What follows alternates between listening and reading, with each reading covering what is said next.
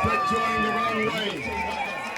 Throughout this week, we've had people dancing in this circle, we've had people running, we've had people cycling. There's something that I've held very deeply, and I think Lou and I both feel, if you can move one person in whatever way, emotionally, physically, you've done your job. And to see it happen time and time again, and now seeing people really express their art through movement and dancing, and music and dance obviously can come more hand in hand, so it's an honour to be able to give them a place to do what they want to do.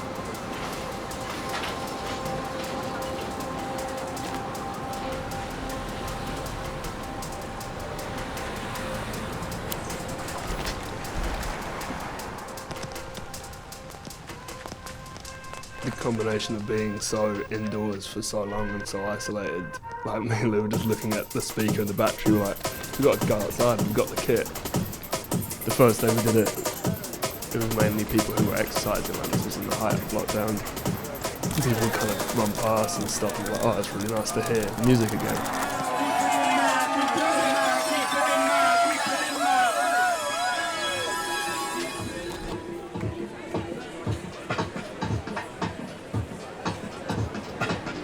By the fifth day, there was kind of 100 people who had come from word of mouth. Me and Lou kind of looked at each other then and were like, right, we're finally doing like the most real version of these Joy Anonymous meetings. We've had people come up to us and be like, I would never go to a club, but I've come to your meetings and feel like I found a place to be myself and not feel intimidated. And so then if you're meeting like-minded people, that's a good place to start. The big comparison between London and Brooklyn is its diversity and the fact that you have someone from basically every country in the world in both of those places. All these people can come together and find a middle ground is just super inspiring. There's the reason why they are the hubs of music and culture and art. It's like a reflection of the world in these cities. Like, they're genuinely nice guys, and I think they take time to talk to the people that come to the gigs. The impact it has on the culture is really, really important. And in a time where fragmentation is happening on such a big level, we need to, as artists, to see what we do, not just as our profession, but as a service. To me, joy is being able to experience everything at once and not feel like you have to hide parts of yourself. Joy Anonymous means pure joy to me.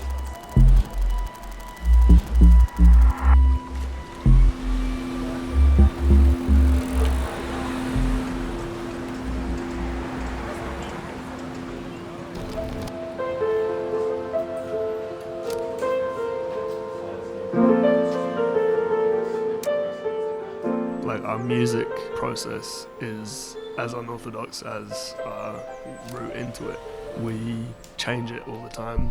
I struggle to understand people who can do a creative process in one way the whole time, because to me that feels like counter to what creativity is.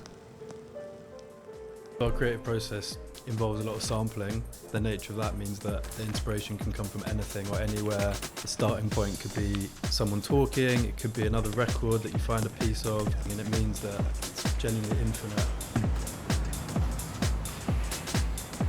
The second part of that process is that we've been touring these records live, changing them, manipulating them, being like, okay, this worked tonight, this didn't, like, where do we pull back and forth on? I feel like that's the best test you can have. If it moves people or doesn't, that's kind of the bottom line. That's why we travel around and try and go and find places like Brooklyn and, other cities to be like, right, we want to see where our music touches and what things we can take back. The atmosphere of Brooklyn shows has always felt crazy. It's inclusive feel, people meeting new people from all different walks of life. It's nice to see that community aspect is taken in both.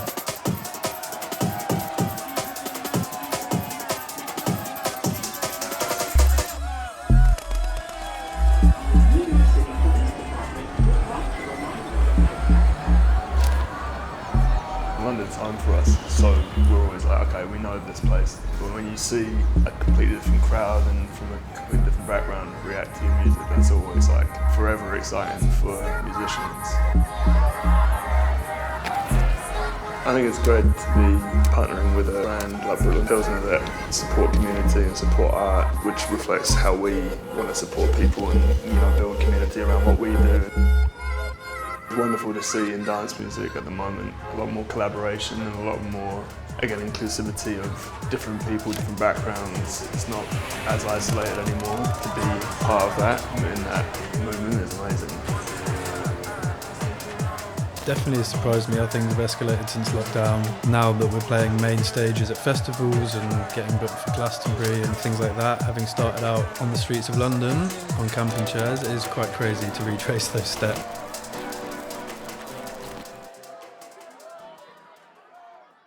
Today, that's why we're out here. Public service from now on. Joy Anonymous bringing you joy every day the sun comes out. Anyway, bless your heart.